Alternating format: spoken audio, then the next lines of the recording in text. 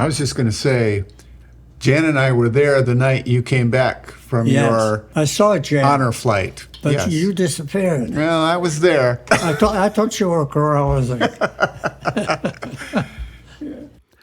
That gentleman to whom Rob is speaking is O'Neil Ducharme, retired U.S. Marine and veteran of World War II. When Neil was a boy growing up in a small town in Maine, he lived next to a firehouse, so he had always wanted to be a fireman. But then, on Easter Sunday, April 1st, 1934, 8-year-old Neil saw a Marine for the first time. That, he thought, is what I want to do. So, fast forward 11 years, again, Easter Sunday, April 1st, this time 1945, and 19-year-old Marine O'Neil Ducharme sets foot on the shores of Okinawa for the invasion known as Operation Iceberg. In our last episode, titled And They Were Heroes, we heard how Neil survived the Battle of Okinawa, where stretcher bearers were succumbing to enemy fire, so Neil volunteered for stretcher duty, thereby helping many others survive the battle as well. Today, we focus on the organization called Honor Flight, whose mission is to make sure all of our veterans are recognized for their service to our country and to give them the welcome home they deserve. Our guide for this tour is Mark Welsh.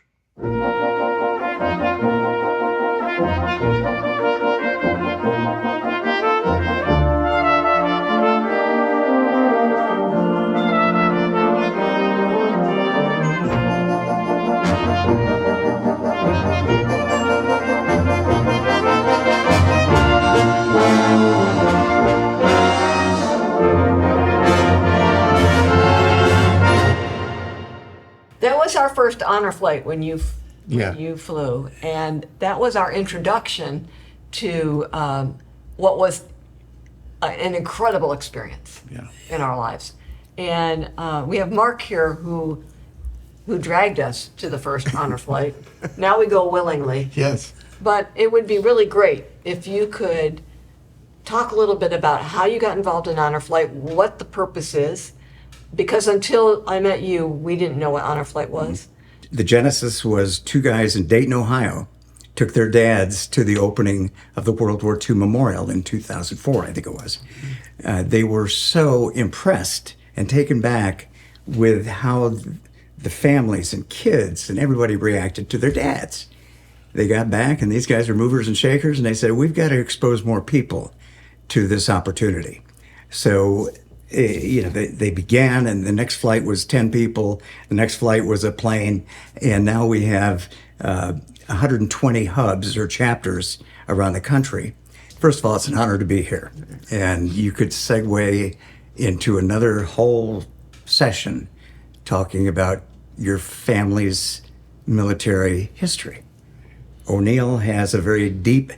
O'Neil, if we could regress for just a second. Yeah. Your family's history in the military, starting with your dad. My dad, World War I. Okay.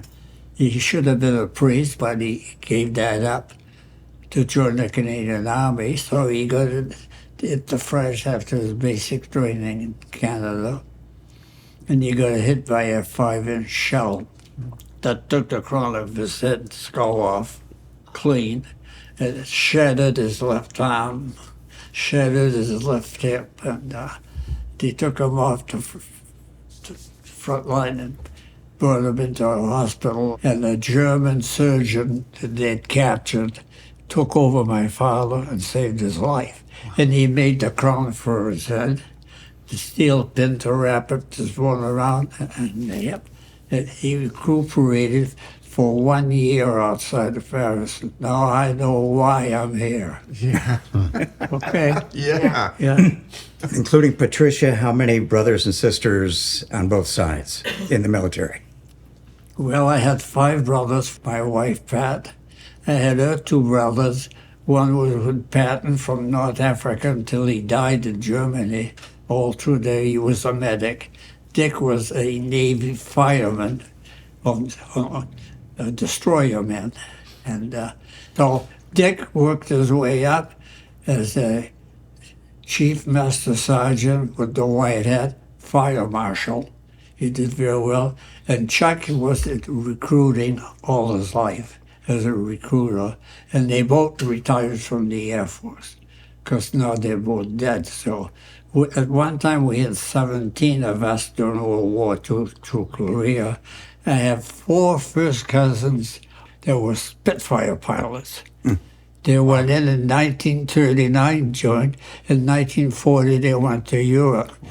Now, out of 17 of us, and I had 2 more in New Jersey, there were merchant marine officers. So we come from a long family. Of all these people during World War II, how many do you think of them go wounded? No. 0. We all came out alive. I had a minor scratch, but I didn't report it. It's right here. It's right here on my knee. Yeah. I could still walk, and wanted to call and patch me up with 3 stitches and let it go. Is it too late to apply for your Purple Heart? I don't need that. Yeah. The only real heroes of World War II never came home. Yeah. Never came home. What was your welcome home like? Did you come home to parades and celebrations? No. I came home to nothing. The reason I want to bring that up is that people have the perception of Times Square. It was actually on VE Day, of the sailor kissing the nurse or whatever. It wasn't that way. They came home at different times to different places. 16,100,000 served. Yeah. That's why we call it the greatest generation, is that those who didn't serve, served in a different way. Mm-hmm. They contributed to the war effort in many different ways. So everybody was connected and involved. And when they came home, let's get back to business as usual. Mm-hmm. Go to school, you just newly formed GI Bill, get married, have a family, et cetera, et cetera. The genesis of Honor Flight is linked to that, in that we want to recognize not just World War II veterans, but Korean War, Vietnam War, any veteran of any period, wartime or not, for the contribution they've made. Our hub has taken 51, we call them missions or flights. Mm-hmm. We've taken about 3,850 veterans, and we actually broached the issue a few years ago when we were running out of World War II veterans. We said, can we continue this? Will Guardians want to contribute money to spend the day with a veteran if they're a Vietnam veteran? We found out resounding answers, yes. When World War II came back, they came back to business as usual. Nothing. The Korean War, which used to be the Korean conflict or police state, keep in mind that that was the first time that the proliferation of communism was stopped and halted by the Allies. There were, I think, 34 countries. It wasn't just us. A lot of countries were involved in the Korean War. 37,500 casualties in the Korean War. When they came back, it was ambivalence at best. There were even some stories of, and don't take this wrong, O'Neil, but World War II veterans saying, you guys didn't win. It was pretty heartbreaking. When Vietnam veterans came back, we know what that was. They came back to disgust and ridicule. If we can do one thing at Honor Flight, it's to assure every veteran we take and every veteran that we come in contact with that their service was appreciated, that they're appreciated, and we can't eradicate the feelings that they have from when they did come home, but we certainly can reinforce today's a different day. America does care, and America does appreciate you. What happens in a day in Washington? Like from beginning to end, they get on the flight. What happens next? In our case, we have 75 veterans, 75 guardians. We have an orientation for mandatory orientation for all of them on the Saturday before the mission or the flight. We go over protocols, rules, regs, and kind of what to expect during the day. Then on Tuesday morning, and it's going to depend on your part of the country when your flights depart, we charter a plane, St. Pete Clearwater Airport. We meet at the airport at 3:30 or 3:30 in the morning, Mickey time. and it's always dark. And we have a breakfast, a little bit of song, celebration, getting to know one another. Board the plane at approximately 5 o'clock. It's usually wheels up at about 5:30 to 5:45. Get into DC at about 8:30. We have 3 buses waiting for us. Each bus is equipped with wheelchairs for every single veteran that would like them. So you do not have to be totally ambulatory to partake of this mission. We encourage veterans who don't think they can or should to absolutely go. And if you're a family member, please encourage them to go. O'Neil, his wife had passed away 2 months before. Right. I remember. And we had to almost coerce him. And I thought, here's a gentleman that is in a pretty deep state of depression. And logically so. And it, I'm not going to say it transformed your life, O'Neil, but it certainly did. Yeah. It was a turning point. Let's say that. The turning point of my life was the 25th of April, 2016, when I walked into the center and I ran across my first volunteer worker, which was Karen. And Mark first brought me over, and I met Karen, and she and I have been cher amis ever since. Cher ami means dear friend. In fact, I'll see Karen tomorrow, so it's such a close family.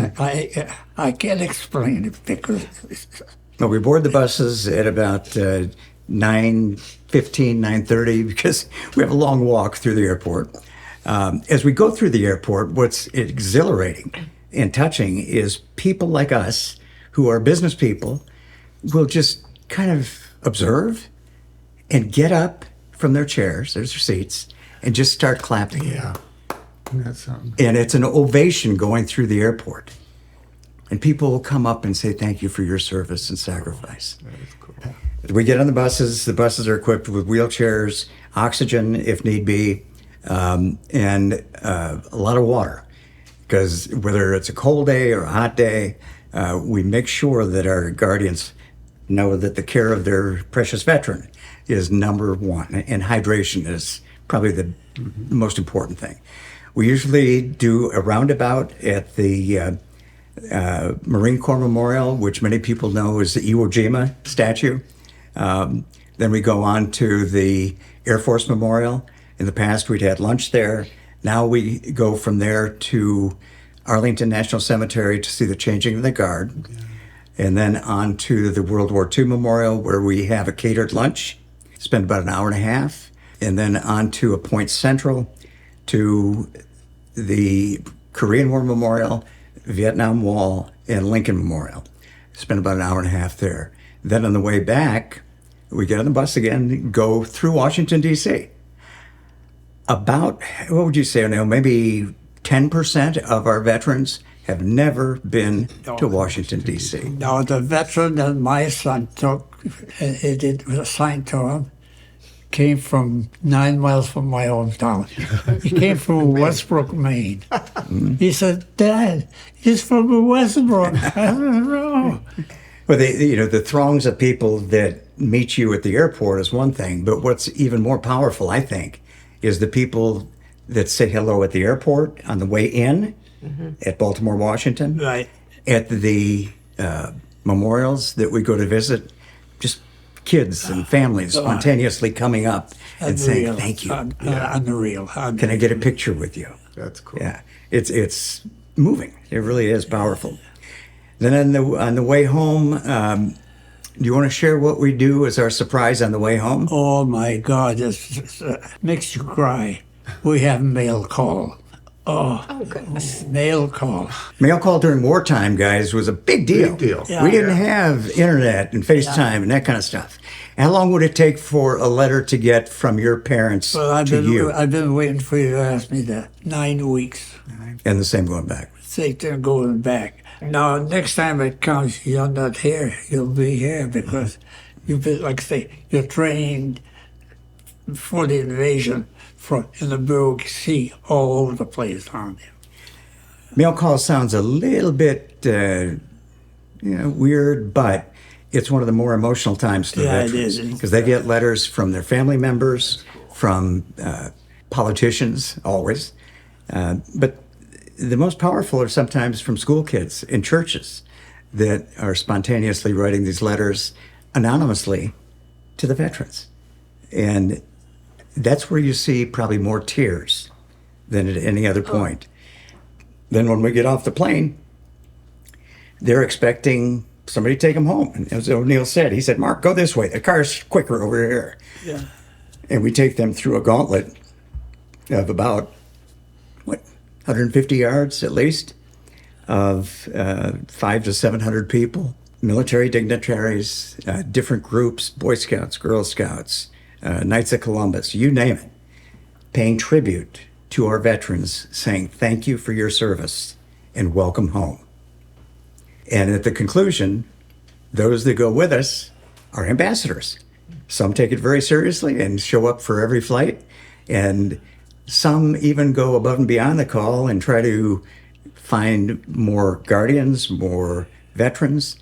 This gentleman has dedicated his life to Honor Flight in terms of his just outright contributions to Honor Flight, sponsoring of guardians, and everybody. We'll go through Publix and it'll take us an hour to get a box of cereal because he's talking to anybody with a cover that says military, trying to encourage them to go on flights. There's nobody that's done more for Honor Flight in our area than O'Neil Ducharme. This gentleman has seen in his lifetime, and I know to you listeners, it sounds like he's probably 70. He's 99. He's seen 16 presidents, 3 major wars, the Depression, the spoils of World War I, the spoils of Spanish flu, the atomic bomb, the Cuban Missile Crisis, which doesn't sound like that big a deal to anybody listening. It was the only time that I saw my father genuinely scared. That was a very, very frightening period. The Cold War, the Kennedy assassination, and the Twin Towers. There used to be a book, or there still is a book, called Future Shock by Alvin Toffler. Yeah. I read that in college, to show you how old. But it was so relevant to the lives of these wonderful people that we have the privilege of getting to know a little bit. And it's been the greatest privilege of my life to get to know O'Neil Ducharme. He's my inspiration to be a better father, a better husband, a better patriot, a better Christian. And for that, I thank you. Thank you so much. You're making me out like I'm running for the presidency of the United States. I wish you were. There's that. And Mark, Yes, sir. thank you. Yeah. Yeah. It's my honor. There's seems to be a lot in your life that has to do with service and giving. Your church to the Honor Flight. Can you tell us what a guardian ad litem is? We're all motivated to do things for different reasons, right? And I've always tried to, I've lived in 8 different states, and every different state, whether it's a volunteer probation officer or big brother or guardian ad litem. Guardian ad litem is similar to what some people may be familiar with as CASA.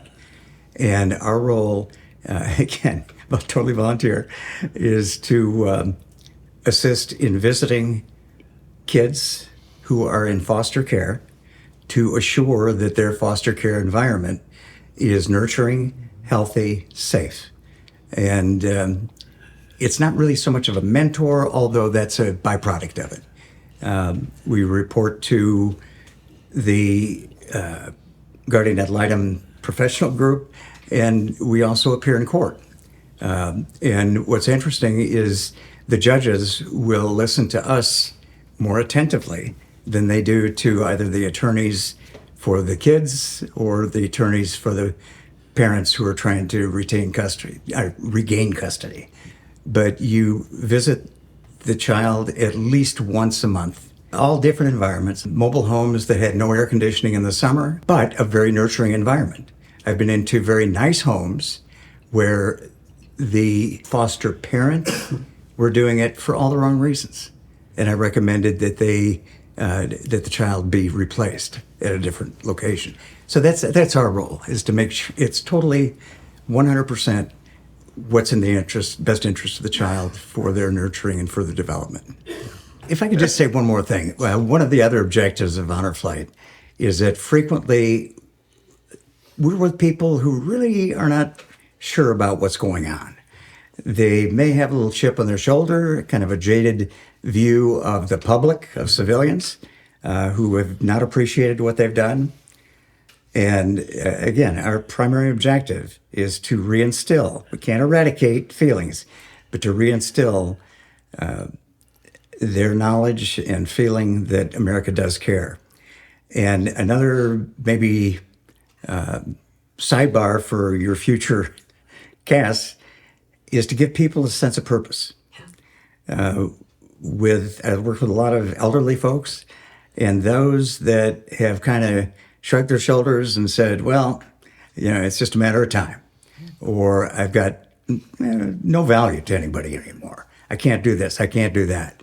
Well, O'Neil could have done that 10 years ago if he wanted to. Yeah. He had every reason to. He had cared for his wife for 4 years, not gotten out of the house, not been social, but he chose to reinvent himself. Mm-hmm. If each of us can maybe help one person in our lives have a passion to look forward and to have a positive attitude, then mission accomplished. Okay, so that might be something to explore in the future. How can we all just touch somebody? As we wrap, I applaud each and every one of you for taking the initiative to undertake podcasts like this, to make people aware of the things like Honor Flight. We're not the only thing out there, but anything that will honor our veterans and even first responders, do it. Yeah. So thank you all for your initiative. And Mark, what if our listeners want to know where they could find an Honor Flight near them? What's that the website? Go to www.honorflight.org. And one of the prompts will be find a hub or a chapter. Hit on that. It'll show you a map of the United States. Go to your state, and it'll give a list of those hubs within that state. Find one that's close and convenient to you, and contact them. There'll be phone numbers and emails, so on and so forth. .orgs sound like they should have a donate button on them. It's so funny you said that. What a segue. Well done. We are a 501c3 nonprofit. We have 0 paid employees. And as nonprofits go, there are a lot of them out there, boatloads of nonprofits. But look for how they run themselves. 98 cents of every dollar that we take in as a contribution goes to our veteran and veteran activities. We have 0 paid employees, and most of the hubs are just like us. You can go to your chapter closest to you. Like in our case in West Central Florida, it's honorflightwcf.org, and there will be a conspicuous button for donate. That's what keeps us going. Each flight costs us about $85,000. Contributions from our guardians offsets about $40,000. So the balance has to come from contributions. Please let us continue to take these veterans, to pay honor to them, and let them know that America does care. When we're done with this podcast, on the transcript, we will include some websites where you can go to listen to veteran stories. There are some very good resources. I listened to O'Neil's leading up to this, and I learned things, and I know the man, and I learned so many things I did not know about his story. So anybody can go and listen to these stories. We'll include that information. It's called the Veterans History Project. Yes. It's a national program, and I would, again, encourage anybody listening to can contact your library as a first source. They may or may not be familiar with it, but they could direct you appropriately to take audio and video histories of veterans. There was one little thing that you skipped over I want to come back to. What? Around the Korean conflict, you mentioned again your return to Camp Lejeune. What was your role there in Camp Lejeune? They found a regiment for me now. They found an ice cream plant for me to run. There you go. So you're going to run an ice cream plant. So I ran the ice cream plant there till 1953 till that was done. This is the thing, because we started with Operation Iceberg, and we wanted to finish with Operation Ice Cream. There you go. Yeah. So we do have some ice cream here, and we're trying to do this patriotically. So it's vanilla ice cream with strawberries and blueberries. Yeah. So there's your red, white, and blue. Right. I would love to say I contacted Camp Lejeune, and they had some leftover ice cream from when you were there. Yeah, I was eating it. Yeah, that was it. Yeah, I don't know that they have the plant anymore, but there it is. The ice cream plant manager in Camp Lejeune is not something that I would have guessed for a Marine coming from Okinawa. Yeah. But what a amazing career! Yes. When we're speaking to school groups, high schools, middle schools, and he does this little funsy segue of, then I returned, and when I went to Camp Lejeune, guess what I was doing? And they thought machine gun operator or bomb inspector or whatever. Yeah. And he said it would be something each and every one of you would enjoy. But that and then all he said, ice cream. That all started at Shangri-La when they asked me if I could help to cook. Yeah. O'Neil, What? Master Sergeant O'Neil Ducharme. I wish you would just call me Neil. I want to thank you Why? for your service and your sacrifice. It's like I told you before. Now, don't take me too serious. You're not only beautiful, you're precious. Well, thank you for that. Thank you for your friendship Okay. and taking the time to do this with us today. Yeah. And welcome home.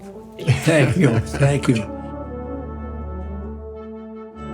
December 7th, 1941 changed everything for a whole generation when the Empire of Japan lit a fire that would consume over 30 million soldiers and civilians as it burned across the Pacific.